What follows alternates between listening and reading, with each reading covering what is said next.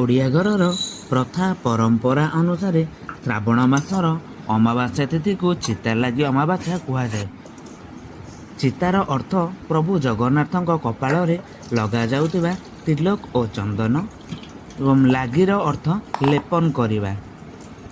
ଦେବସ୍ନାନ ପୂର୍ଣ୍ଣମୀ ଦିନ ପ୍ରଭୁ ଜଗନ୍ନାଥଙ୍କ ମଥାରେ ହୀରା, ବଳଭଦ୍ରଙ୍କ ମଥାରେ ଲୀଳା ଓ ମାତା ସୁଭଦ୍ରାଙ୍କ ମଥାରେ ମାଣିକ ବା ମୋତି କାଢ଼ି ଦିଆଯାଇଥାଏ ଏବଂ ଏହି ଶ୍ରାବଣ ମାସର ଅମାବାସ୍ୟା ଦିନ ପୁନର୍ବାର ଏହି ତିନି ଠାକୁରଙ୍କ ମସ୍ତକରେ ହୀରା, ଲୀଳା, ମୋତି ମାଣିକ ଆଦି ଲାଗି କରାଯାଏ। ଏହି ପରମ୍ପରାକୁ ଚିତା ଲାଗି ଅମାବାସ୍ୟା କୁହାଯାଏ।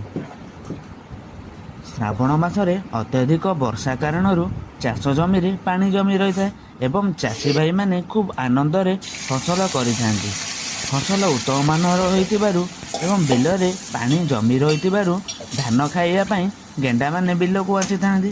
ଏହି ଦିନରେ ଚିତଉ ପିଠା ହୋଇ ତିନି ଠାକୁରଙ୍କୁ ଭୋଗ ଲଗାଯାଏ। ପ୍ରଭୁ ଜଗନ୍ନାଥ, ମାତା ସୁଭଦ୍ରା, ପ୍ରଭୁ ବଳଭଦ୍ର ଏହି ତିନି ଠାକୁରଙ୍କୁ ଭୋଗ ଲଗାଯାଇଥାଏ ଚିତଉ ପିଠା ଏବଂ ଧାନ ବିଲରେ ଭୋଗ ଲଗାଇ ଗେଣ୍ଡାମାନଙ୍କୁ ଖାଇବାକୁ ଦିଆଯାଇଥାଏ। ଚାଷୀ ଭାଇମାନଙ୍କର ଗୋଡ଼ ନ କାଟିବା ପାଇଁ ବିଲରେ ବା ଧାନ ଜମିରେ ଏହି ଚିତଉ ପିଠା ଭୋଗ ଲଗାଯାଇଥାଏ।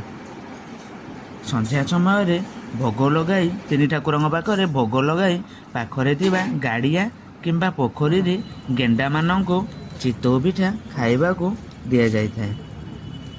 ଇଏ ହେଉଛି ଆମର ଓଡ଼ିଆ ଘରର ପରମ୍ପରା ଚିତା ଲାଗି ଅମାବାସ୍ୟା। ଆଶା କରେ ଏହି ପୌରାଣିକ କଥା ଆପଣମାନଙ୍କୁ ଭଲ ଲାଗିଥିବ।